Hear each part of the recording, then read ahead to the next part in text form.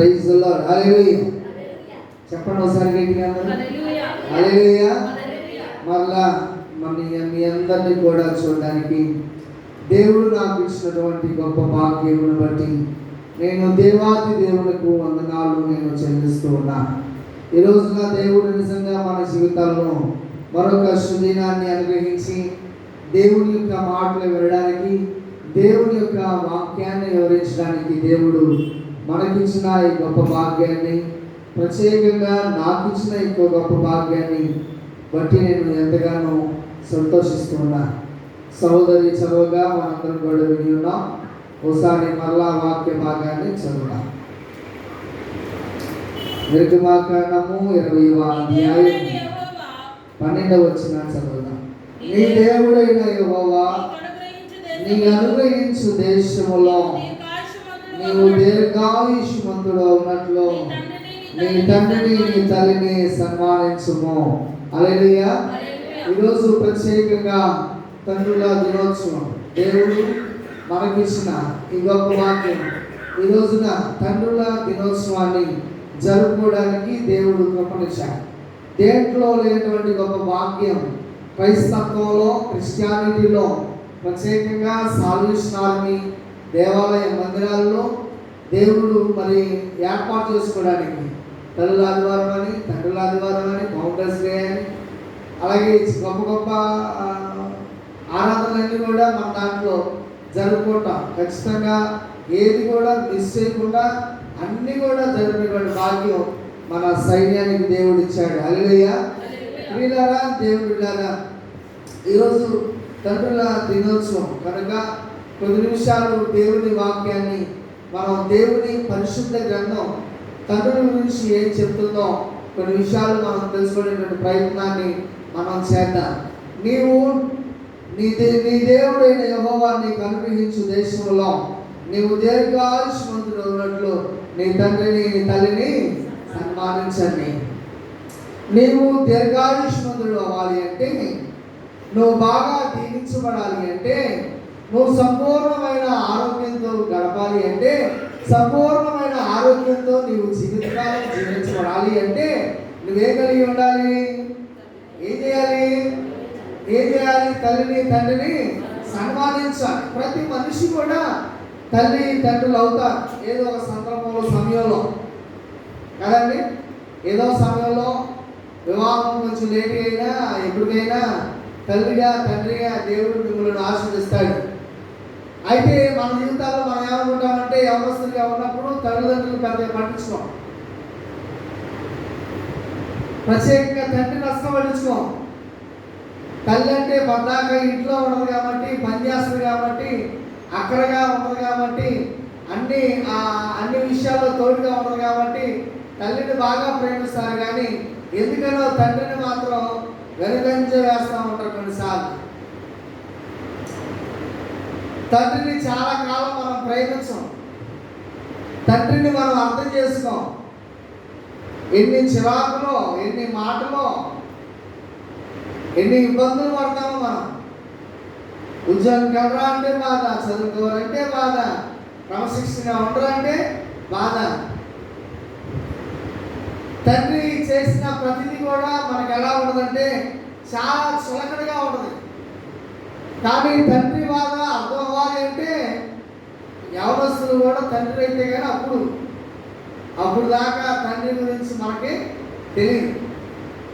ఇప్పుడు మీకు అర్థమవుతూ ఉంటుంది, పెద్దవాళ్ళకి అర్థమవుతూ ఉంటుంది మన తండ్రి ఎందుకు అలా గద్దించాడో, ఎలా మాట్లాడాడో, ఎందుకు మనం సరి చేశాడో, ఎందుకు అలా ఉండకూడదు అన్నాడో, ఎందుకు ఇలా ఉండకూడదు అన్నాడో అనేటువంటి భావన మీకు తెలుస్తుంది. కాబట్టి మన జీవితాల్లో ఈ తల్లిదండ్రులను సన్మానించడం, తండ్రిని ప్రేమించడం, తండ్రిని గౌరవించడం అనేటువంటిది చాలా ప్రాముఖ్యమైనది. దేవునికి స్తోత్రం కలుగును గాక. హల్లెలూయా. తండ్రిని మీరేం చేయాలి? తండ్రిని ఏం చేయాలండి? సన్మానించాలి. తండ్రిని సన్మానించాలి, తండ్రిని ప్రేమించాలి, తండ్రిని గౌరవించాలి. నువ్వే గౌరవించకపోతే బయట వాళ్ళందరూ కూడా గౌరవిస్తారు తండ్రిని. కానీ ఎక్కడ వారు గౌరవించరు? ఇంట్లో వారు గౌరవం వారికి నువ్వు ఆశీర్వదించబడాలి అనేది తండ్రి యొక్క ముఖ్యమైన ఉద్దేశం. నువ్వు దీవించబడాలి అనేది దేవుడి యొక్క తండ్రి యొక్క ఉద్దేశం. నువ్వు గౌరవంగా బ్రతకాలనేది తండ్రి యొక్క ఉద్దేశం. అవన్నీ కూడా విడచి నీవు ఇష్టారాజ్యంగా జీవిస్తూ తండ్రిని పట్టించుకోకుండా తండ్రిని ఎలా పడితే అలా మాట్లాడడం అనేటువంటిది మంచి ఉద్దేశం కానే కాదు. ఒకవేళ బలహీనుడైనా నీ తండ్రిని ప్రేమించాలి. దేవునికి స్తోత్రం కలుగుతుంది గాక. హల్లెలూయా. ఒకవేళ బలహీనుడైనా మీ తండ్రులను మీరు ప్రేమించాలి. ఎంత కష్టపడతారో అండి. తండ్రి బాధ్యత చాలా గొప్పదండి. తల్లులు ఈ మధ్య ఉద్యోగాలు చేస్తూ పని చేస్తా పడుతూ ఉన్నారు, కానీ అసలు కుటుంబ యజమాని కుటుంబాన్ని నడిపించేటువంటి వాడు. హల్లెలూయా. కుటుంబ యజమాని తండ్రి ఏం చేస్తాడు? నడిపిస్తాడు. తండ్రి కష్టపడతాడు. ఉదయం వెళ్తే సాయంత్రం వరకు కూడా ఏం చేస్తాడంటే పని పని పని. సిమెంట్ పని చేసే వాళ్ళని చూడండి, కార్పెంట్ పని చేసే వాళ్ళని చూడండి, పెయింటింగ్ పని చేసే వాళ్ళని చూడండి, ఆటో తోలే వాళ్ళని చూడండి, రిక్షా దొక్కే వాళ్ళని చూడండి, ఎంత కష్టపడుతున్నారో మీకు అర్థమవుతుంది. ఒక కుమారుడు ఉన్నాడు, వాళ్ళ నాన్నగారు సిమెంట్ పని చేస్తాడు. వాడు పద్దాక లేచిన కాడి నుంచి వాళ్ళ నాన్నగారిని తిడతానే ఉంటాడు. నేను ఒక రోజు ఆయన పిలిచి, నువ్వు ఎట్లా కట్టినా మీ నాన్నతో ఒక రోజు పనికి వెళ్ళాలి. వేయాలి. ఒక రోజు మీరు మీ నాన్నతో పనికి వెళ్ళి మీ నాన్న ఎంత కష్టపడుతున్నాడో నీవు చూడాలి కాబట్టి అని వాడిని తీసుకుని పని దగ్గరికి వెళ్ళాను. పని దగ్గరికి వెళ్తామంటే ఆయన ఒక పెద్ద సిమెంట్ బస్తాన్ని మోసుకుని వచ్చి పెద్ద ఇసుక కూట దాన్ని ఏమంటారు కంకర్ని కలుపుతా ఉంటే చెమటలు ఒళ్ళంతా చెమటలు గారిపోతా ఉంటే అది చూసినటువంటి నాకు తన కుమారుడికి కన్నీరే ఆగలేదు. ఆ పొలం వల్ల మాడే ఎండలో అంత సిమెంట్ పని చేస్తూ ఘోరమైనటువంటి పరిస్థితులను అనుభవిస్తున్నాడు తండ్రి. మీరు చూడండి, మీరు కనుక గమనిస్తే ఆడవాళ్ళు ముందు చనిపోతారా మగవాళ్ళు ముందు చనిపోతారంటే ఎవరు చనిపోతారంటే చాలా మంది చెప్పేటువంటిది ఏంటంటే, చాలా కంపెనీ చెప్పే మాట ఏంటంటే, గమనించే మాట ఏంటంటే, ఎందుకనో తండ్రులు ముందుగానే పురుషులు ముందుగానే చనిపోతూ ఉంటారు. అయినప్పుడు కూడా తండ్రి బాధ, తండ్రి కన్నీరు, తండ్రి దుఃఖము, తండ్రి ఆలోచన, తండ్రి యొక్క ఉద్దేశం ఒకటే, నా బిడ్డలు బాగుండాలి. హల్లెలూయా. నేను ఏమైనా పర్లేదు కానీ తండ్రులు నా బిడ్డలు మాత్రం బాగుండాలి అనేటువంటి ఉద్దేశంతోనే తండ్రి ఉంటాడు తప్ప, నాకు నేను బాగుండాలి, నాకు నేను ఉంటే చాలు, నా వేరే వాళ్ళతో నాకేం పని అని తిరిగే వాళ్ళు కూడా ఉన్నారు కొంతమంది తల్లిదండ్రులు. లేదరా బిడ్డలతో నాకేం పని, బాధతో నాకేం పని అని తిరిగేటువంటి వారు, దేశంలో పోయేటువంటి వారు కూడా చాలా మంది ఉండొచ్చు బహుశా. ఇక వాళ్ళ గురించి మనం మాట్లాడుకోవాల్సిన అవసరం లేదు. శ్రద్ధ లేని వాడి గురించి శ్రద్ధ కలిగిన మనం ఎందుకు మాట్లాడుకోవాలి? మనకున్న శ్రద్ధ చాలా గొప్పది. 6 శ్రద్ధ కలిగి 8 వస్తున్నాం మనం ప్రార్థనకి. చెప్పండి అమ్మా, చెప్పండి అమ్మా, 8 వస్తున్నాం మన శ్రద్ధ చెప్పండి. 1990లో ప్రారంభమైంది ఈ ఫాదర్స్ డే. అమెరికాలో ఆర్మీలో పనిచేసేటువంటి ఆయన తన భార్య బిడ్డలను ఇంటి దగ్గర వదిలిపెట్టేసి యుద్ధానికి వెళ్ళాడు. ఆర్మీలో పనిచేస్తూ ఉన్నాడు, జవాన్గా ఉన్నాడు. ఓ రోజున ఆయనకు వార్త వచ్చింది, నీ భార్య పురుటి నొప్పులతో చనిపోయింది. ఏమొచ్చింది? నీ భార్య పురుటి నొప్పులతో చనిపోయింది అనగానే ఆయన అవన్నీ కూడా వదిలిపెట్టేసి వెంటనే పరిగెత్తుకుంటూ వచ్చేసాడు తన కుటుంబానికి. చూస్తే భార్య చనిపోయింది, బిడ్డలు వంటవారయ్యారు, చాలా చిన్న బిడ్డలు, 6 నెలల్లోనే ఆ పురుటి నొప్పులతో చనిపోయింది. ఆ బిడ్డలు ఉన్నారు. అయితే ఈ తండ్రి ఏం చేశాడంటే ఇక నేను ఉద్యోగం చేయించు మానేయాలి, నా బిడ్డలు నేను చూడాలి, నా బిడ్డలు నేను క్రమశిక్షణ పెంచాలి, నా బిడ్డలకు నేను అండగా ఉండాలి. తల్లి లేదు కదా, నేనైనా లేకపోతే నా బిడ్డలు ఏమైపోతారు, నా బంధువులు ఎదుట వదిలిపెట్టి ఏమైపోతారు, నా బంధువులు సరిగ్గా చూస్తారో లేదో అనేటువంటి ఆలోచన కలిగి, ఇదిగో నా బిడ్డలు నేను చక్కగా సరిదిద్దుకోవాలి, నా బిడ్డలు బాగా చదివించుకోవాలనే ఉద్దేశంతో ఆయన బిడ్డలను విడవకుండా ఉన్నాడు.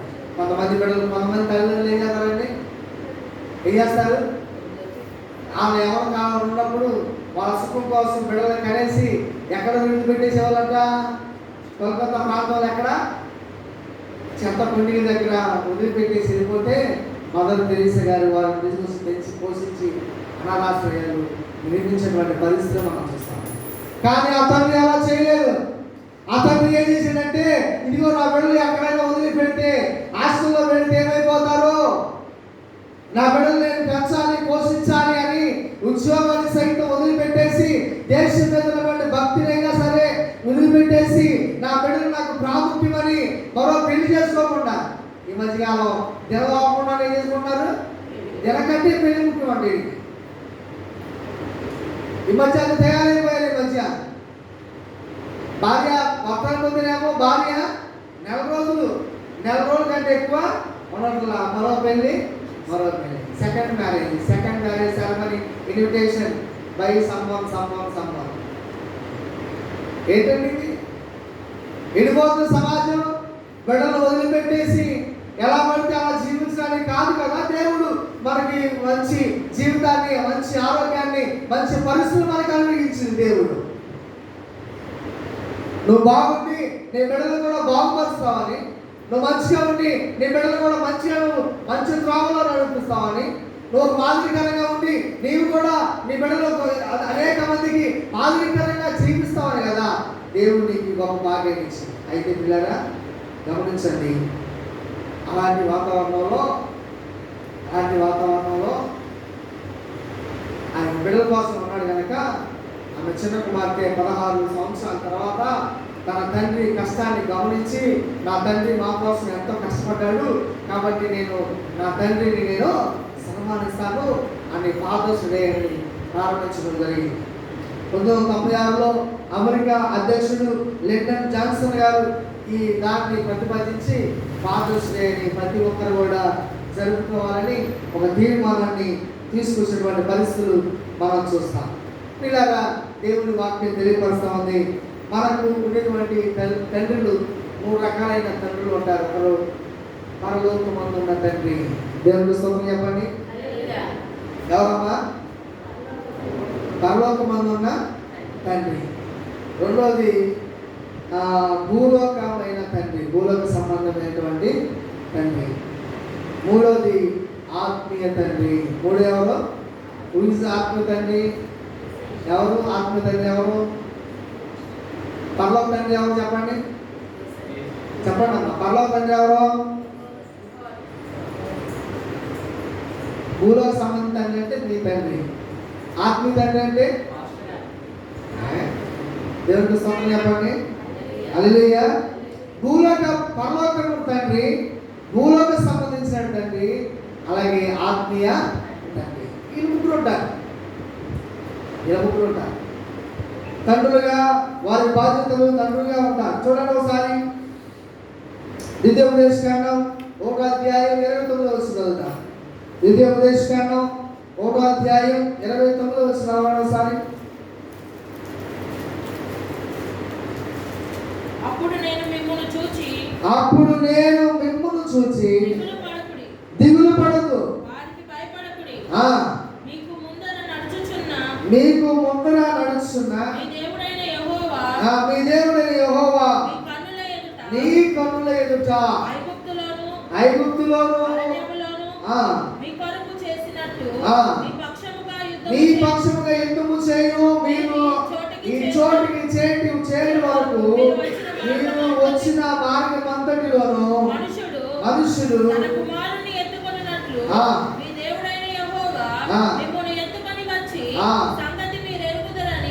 మీతో చెప్పినారు. హల్లెలూయా. అయితే మీరు భయపడాల్సిన అవసరం లేదు, అయితే దిగులు పడాల్సిన అవసరం లేదు. మీ ముందర నడుచువాడు మీ దేవుడైన యెహోవా, ఆయనే పరలోకమందున్న మన తండ్రి. హల్లెలూయా. మనకు ముందుగా నడుస్తాడు. మనం భయపడాల్సిన అవసరం లేదు, దిగులు చెందవలసిన అవసరం లేదు.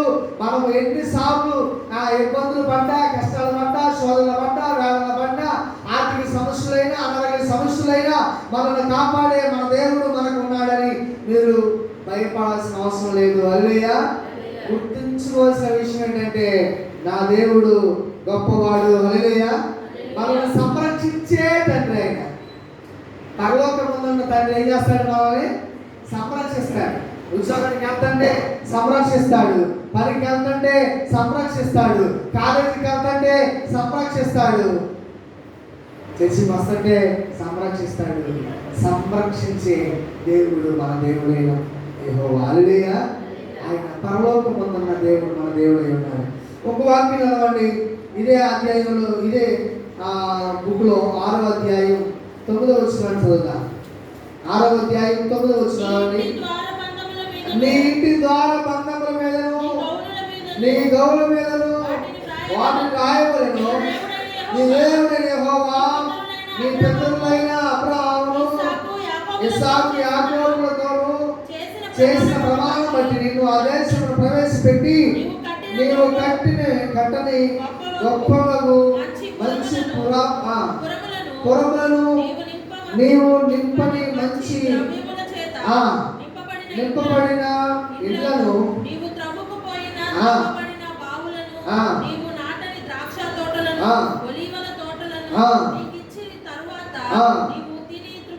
హల్లెలూయా. ఆయన మనకి ఏం చేస్తాడంటే ఆయన మనను కాపాడు తండ్రి అన్నాడు. ఒకవేళ నువ్వు కష్టపడి చేసినప్పటికీ కూడా కొన్నిసార్లు మనం ఎదగలేనటువంటి పరిస్థితిలో ఉంటాం కదండి. కొన్నిసార్లు బాగా కష్టపడతాం.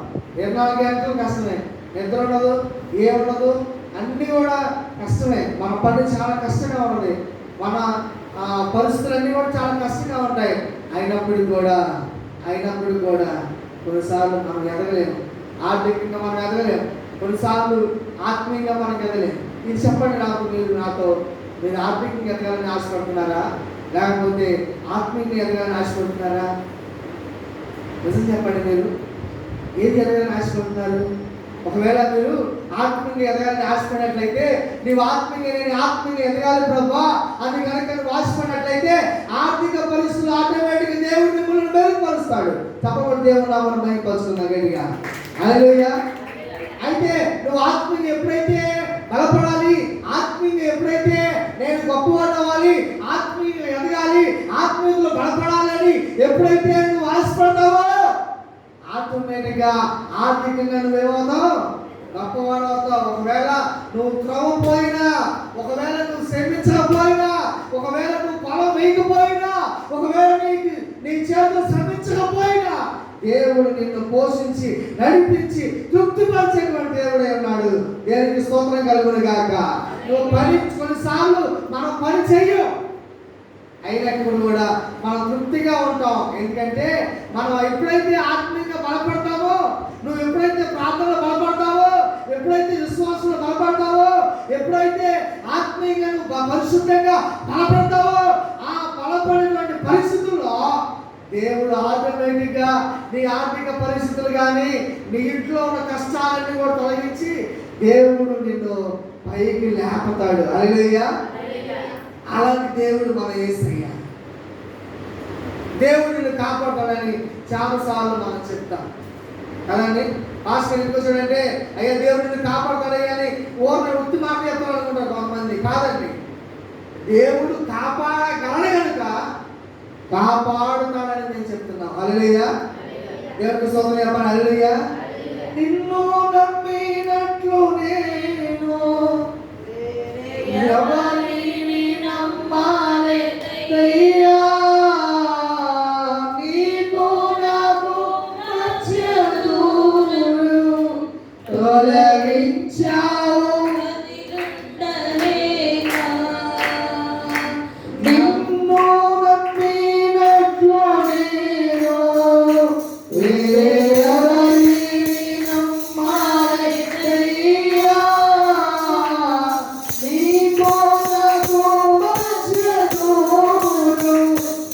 తొలగించావు తలేక నానందో తోడేవాడా నాశను తీర్చేవాడా నానందో తోడేవాడా నాశను తీర్చేవాడా ప్రేమానిధి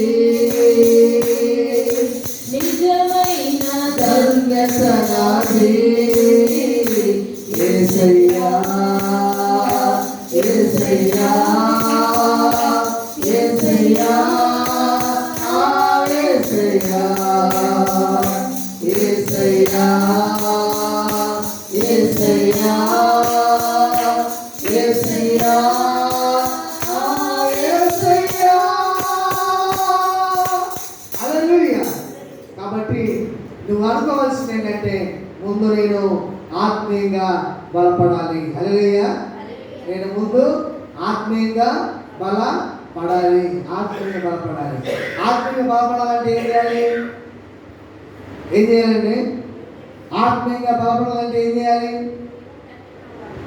అమ్మా? ప్రార్థించాలి. ఇంకా మందిరానికి రావాలి. ఇంకా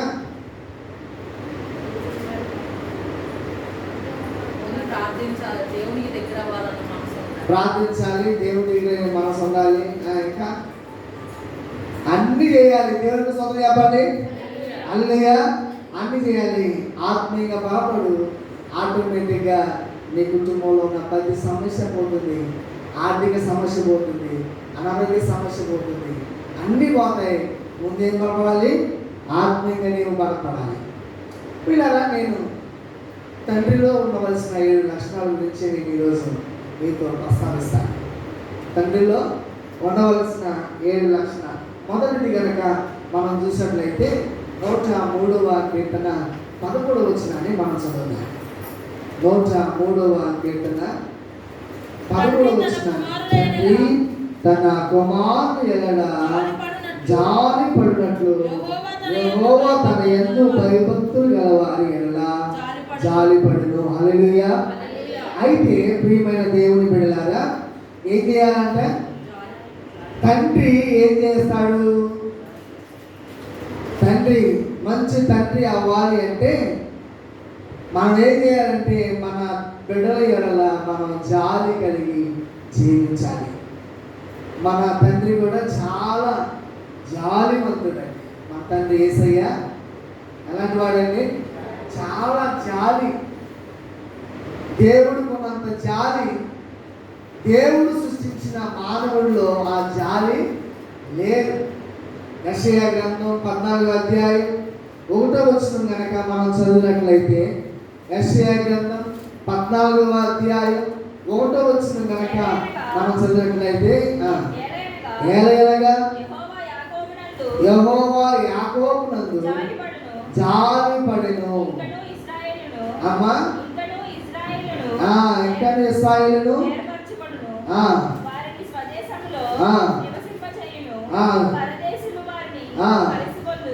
చాలండి. దేవుడు ఎవరిపై జాలి పడుతున్నాడు? ఇశ్రాయేలు ప్రజల మీద దేవుడు జాలి పడుతున్నాడు. యాకోబు మీద దేవుడు జాలి పడుతున్నాడు. ఎవరంటే యెహోవా యందు భయభక్తులు కలిగిన వారి ఎడల యెహోవా జాలి చూపించును. హల్లెలూయా. ఎవరైతే దేవుని యందు భయభక్తులు కలిగి ఉంటారో, దేవుడు అంటే భయం ఉండదో, దేవుడు అంటే భక్తి ఉండదో, వారి ఎడల దేవుడు జాలి చూపిస్తున్నాడు. హల్లెలూయా. ఈ మధ్య మనం చూస్తా ఉన్నాం, అనేక మంది దుర్మార్గంగా మరణిస్తా ఉన్నారండి. ఎలా మరణిస్తున్నారు? దుర్మార్గంగా మరణిస్తున్నారు. దుర్మార్గంగా మరణిస్తున్నారు. ఏం జరుగుతుందో ఎవరికి తెలియట్లేదు. మాయమైపోతున్నారు, కనపడలేదు, చనిపోతున్నారు. సంరక్షించినటువంటి ఆ ప్రదేశంలోనే చాలా మంది మరణించేటువంటి పరిస్థితి వచ్చారు. గమనించండి, యెహోవా మన ఎడల జాలి పడుతున్నాడు. హల్లెలూయా. పరలోకమందున్న తండ్రి మన ఎడల జాలి పడుతున్నాడు. అలాగే భూలోక సంబంధి అయినటువంటి తండ్రి కూడా ఏం పడాలి? ఏం పడాలి చెప్పండి? జాలి పడాలి. హల్లెలూయా. తండ్రి జాలివంతుడై ఉండాలి. తండ్రి ఎప్పుడైతే జాలి కలిగి ఉంటాయి, మనకు తెలియదు ఆ సంగతి. బయటికి మాత్రం చాలా కఠినంగా ఉంటాడు తండ్రి కదండి. బయటికి నువ్వు అలా చేయకూడదు, ఇలా చేయకూడదు, అలా ఉండకూడదు, ఇలా ఉండకూడదు, అలా కూర్చోకూడదు, ఇలా కూర్చోకూడదు, బాయ్ నువ్వు ఏం దాంట్లో బయటికి వెళ్ళకూడదని చెప్తారు తండ్రి. దాని లోపల ఎందుకు నేను ఇట్లా అన్నానని ఇన్నిసార్లు అనుకుంటాడు తండ్రి. హల్లెలూయా. చాలాసార్లు అనుకుంటాడు తండ్రి. తండ్రి జాలిపరుడు, మీరు అర్థం చేసుకోవాలి. తండ్రి ఎలాంటి వాడు? జాలిపరుడు. చాలా జాలి ఉన్నది. జాలి అంటే ఏంటి? నాకు తెలియట్లేదు. జాలి అంటే ఏంటండి? జాలి పడడం అంటే ఏంటి? యెహోవా ఇశ్రాయేలు ఎడల జాలి పడి తన భయభక్తులు కలిగి ఉన్నవారి ఎడల ఆయన ఏం పొందాడు? జాలి పడుతున్నాడంట. జాలి అంటే ఏంటి? జాలి అంటే ఏంటండి? జాలి అంటే ఏంటి? లేదా మీరేమన్నా జాలి ఉందా? అలా ఉందా? ఏముంది? ఏముంది చెప్పు. జాలి అంటే ఏంటి? జాలి అంటే ఏంటి? ఇతరులకు సహాయం చేసేటువంటి, లేకపోతే ఎవరికైనా బాగపోతే అయ్యో నా సంఘంలో ఉన్నవారు ఏంటి ఇలా అయిపోతారనే జాలి. కరుణ చూపించడం. ఏం చూపించడం? కరుణ చూపించడం. కాబట్టి తండ్రి ఎలా ఉన్నారంటే తన బిడ్డల ఎడల జాలి పడేటువంటి వాడిగా ఉండాలి. నేను సమయం చాలా అయిపోతుంది కనుక త్వరగా నేను ముగించేటువంటి ప్రయత్నం చేస్తాను. సామెతల గ్రంథం 3వ అధ్యాయం 12వ వచనం, రెండోది. సామెతల గ్రంథం 3వ అధ్యాయం. ఇష్టమైన కుమారుని గద్దించు రీతిగా యెహోవా తాను ప్రేమించు వారిని గద్దించును. హల్లెలూయా. తండ్రి, మంచి తండ్రి ఏం చేస్తాడు? తన పిల్లలను గద్దిస్తాడు, శిక్షిస్తాడు. ఇలా చెప్పా కదా, ఏంటది? గద్దింపు. గద్దింపు మనం చెప్తాం. నేను చెప్తాను చాలాసార్లు, చాలామందికి నేను 3 అవకాశాలు ఇస్తాను. ఎన్ని అవకాశాలు? నేను పెద్ద లార్డ్ లాగా ఏం చెప్తాను? నేను 3 అవకాశాలు ఇస్తాను. ఈ 3 అవకాశాలు కనుక సద్వినియోగం చేసుకోకపోతే 4వ అవకాశం నేను నీకు ఎవరని చెప్తాను. అంటే ఏంటి అర్థం? బిడ్డల్ని క్రమశిక్షణలో పెంచాలంటే, బిడ్డలు ఒక సరైనటువంటి మార్గంలో పెంచాలంటే తండ్రి ఖచ్చితంగా గద్దిస్తాడు. తండ్రి ఖచ్చితంగా. ఇన్ని మాటలు ఎందుకని ఒక మాట చెప్పాలంటే, ప్రపంచంలో బిడ్డలకి సులకనైన వాళ్ళు ఎవరైనా ఉన్నారంటే అది కేవలం కదండి. పుసుకునే అతని మాటలు, పుసుకునే ఓరమే నోటు వచ్చినట్టుగా మాట్లాడతారు కొన్నిసార్లు. గద్దించాడు అనుకోండి, సత్యాన్ని చూసాడు అనుకోండి, నువ్వు అలా వెళ్ళకూడదా అని అన్నాడు అనుకోండి, పలానా ఇంటికి వెళ్ళకూడదా అన్నాడు అనుకోండి, వీడు కోపం అవుతుంది. గద్దింపుకు లోపడకపోతే ఏమైపోతావు? చల్లాచెదురు అయిపోతాం. గమనించండి. అది పరలోక తండ్రి అయినా, భూలోక సంబంధ తండ్రి అయినా, స్పిరిచువల్ ఫాదర్ అయినా మనకు వచ్చి గద్దించి అమ్మ అలా ఉండకూడదమ్మా అన్నప్పుడు దాన్ని నువ్వు తీసుకోవాలి. అంతేగాని ఈయనేంటి నాకు చెప్తున్నాడు, ఎలా చెప్తున్నాడు, ఏంటి నా గురించి చెప్తున్నాడా అనుకుంటే ఎట్లా? అనుకుంటే మనం సరవుతావా? గద్దించకపోతే సరైపోతావా? దేవుడు గద్దించకపోతే సరైపోతావా? ఆత్మీయ తండ్రి గద్దించకపోతే సరైపోతావా?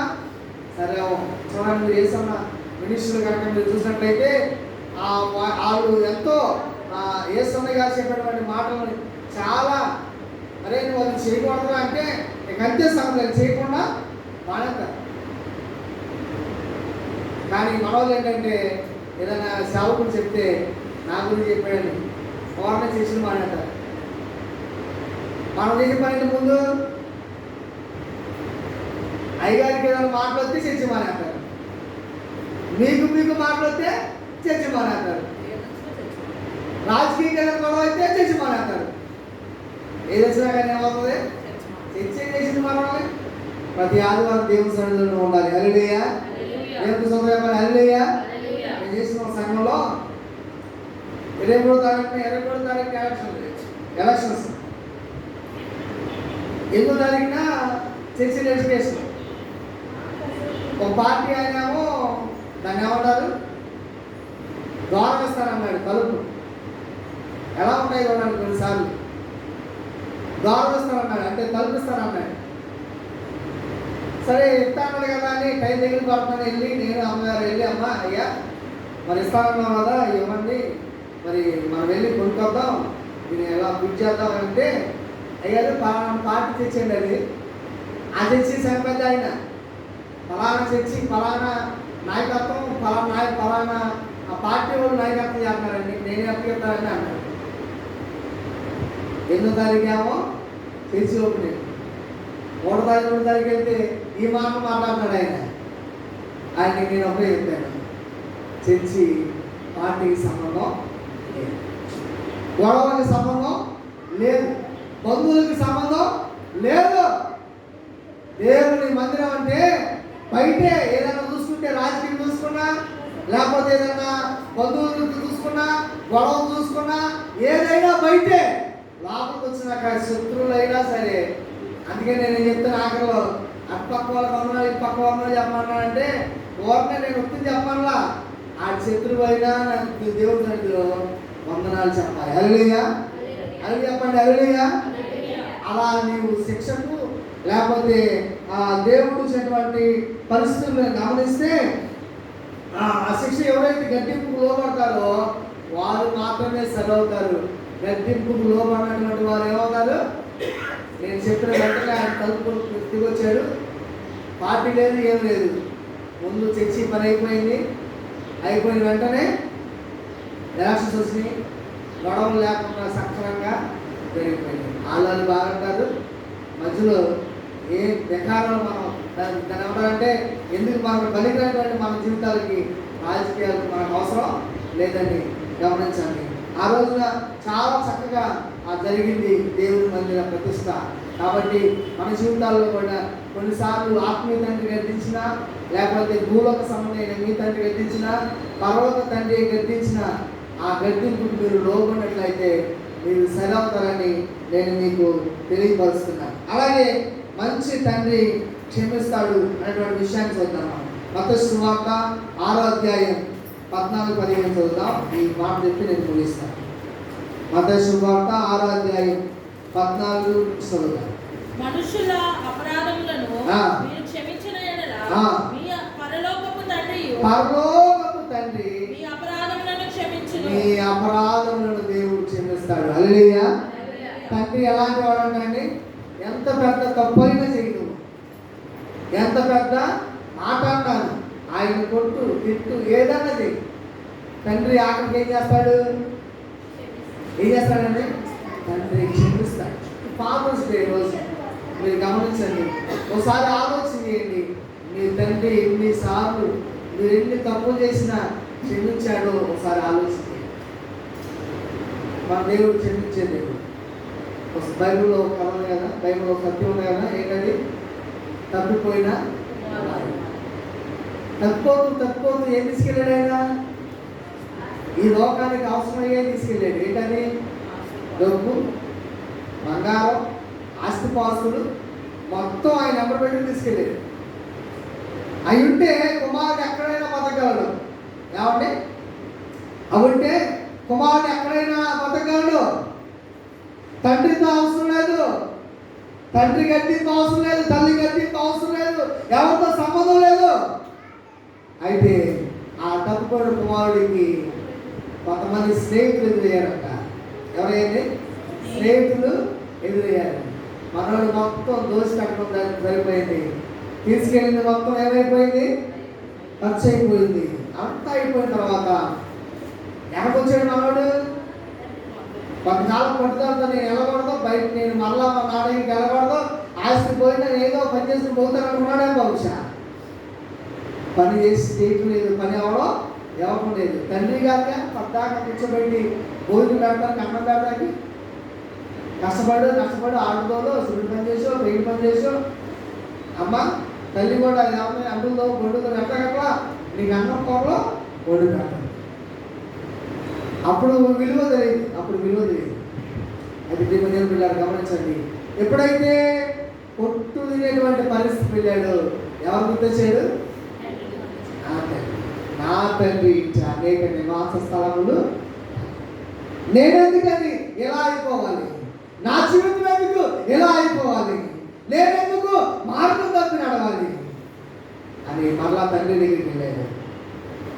ఆ దూర ప్రాంతంలో కుమారుడు తండ్రి క్షమించి కుమారుని హత్తుకుని ఏం తప్పు చేశాడో అది అడగల, ఎందుకు చేసావా అని అడగల, హత్తుకుని గొప్ప విందును ఏర్పాటు చేశాడు. హల్లెలూయా. గొప్ప విందును ఏర్పాటు చేశాడు. దేవుడు మీరు కూడా మీ తల్లిదండ్రులని క్షమించండి. తల్లిదండ్రులు కూడా క్షమించేటువంటి వాడు. ఏదైనా చేసాడు నేను చెప్పలేకపోతాను అనుకుంటే అలవద్దు. తల్లిదండ్రులతో మీరు ప్రేమతో ఉండాలి. వారు క్షమించేటువంటి తత్వంలోకి వస్తారు. ఒకసారి రిమైండ్ చేసుకోండి, మీ జీవితంలో మీ తండ్రి ఎన్నిసార్లు మిమ్మల్ని క్షమించాడు, ఎన్నిసార్లు క్షమించాడు. కాబట్టి ఈ దేవుని సంగమా, తండ్రి క్షమించేవాడని, తండ్రి గర్తించేటువంటి వాడని, తండ్రి పిల్లల ఏళ్ళ జాలిపడేటువంటి వాడని ఈరోజు మనం నేర్చుకోవట్లేదు. కాబట్టి తండ్రుల దినోత్సవం రోజున, ఫాదర్స్ డే రోజు ఈరోజు కనుక ఈ రోజున మీ తండ్రులని జ్ఞాపకం చేసుకుని, ఒకవేళ మీ తండ్రి లేకపోతే వారిని జ్ఞాపకం చేసుకుని వారి కోసం మీకోసం ప్రార్థన చేసుకోండి. ఒకవేళ మీ తండ్రి బతుకున్నట్లయితే వెంటనే వారిని సన్మానించండి. చిన్న వాక్యం దేవుడు దీవించినగాక. చిన్న ప్రార్థన చేస్తున్నాం. పరిశుద్ధ ప్రేమ స్వరూపిణి వందనాలు. ఈరోజు మీరు అందించిన వర్తమానం బట్టి నేను చెప్పుకుంటాను. మీరు మాతో మాట్లాడండి, మమ్మల్ని నడిపించండి. మమ్మల్ని హక్కులు చేసుకుని నడిపించిన దేవుడు మాతో మీకు వందనాలు. ప్రత్యేకంగా తండ్రి దినోత్సవం రోజున మీరు అందించిన వర్తమానం బట్టి మీకు వేలాది వందనాలు, స్తోత్రాలు. నేను ఒక చాటు మమ్మల్ని భద్రపరచమని, చేయవలసిన వాళ్ళందరూ దీవించమని యేసు నామములో వేడుకొంచున్నాను తండ్రి. ఆమేన్. హల్లెలూయా, హల్లెలూయా. ఈ సమయంలో కానుకలను వద్ద దర్శన భాగాలు కృతజ్ఞతలు అనిపించేవారు దయతో ముందుగాలను కోరుకుంటున్నాను. ప్రత్యేకమైన పాట ఎవరైనా పాడుతుండగా కానుకలను సరిపెట్టు.